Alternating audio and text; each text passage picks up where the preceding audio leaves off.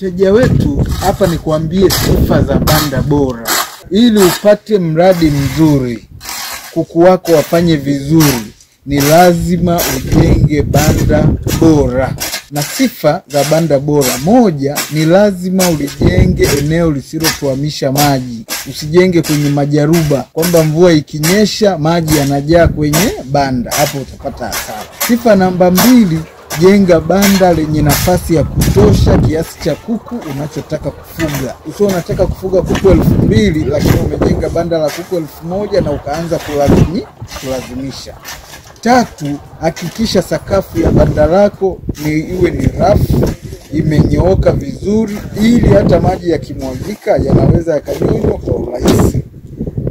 4, weka nguzo imara ndefu. Kwa mfano kama hapa tumejenga nguzo ya sentimita 270 na tutapauka banda hili kwa mgongo wa tembo.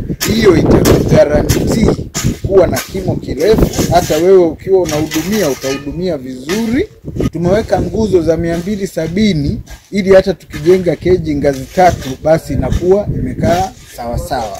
5, ni lazima upaue vizuri banda lako lisikujishe maji au lisiruhusu jua kuingia kwa kasi.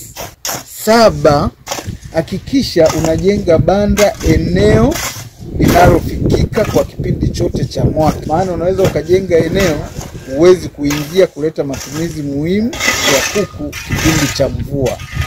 Na mwisho, jenga banda sehemu inakofikika, ikiwezekana kuwepo pia na umeme, iwepo na maji ya uhakika kwa ajili ya huduma za kuku.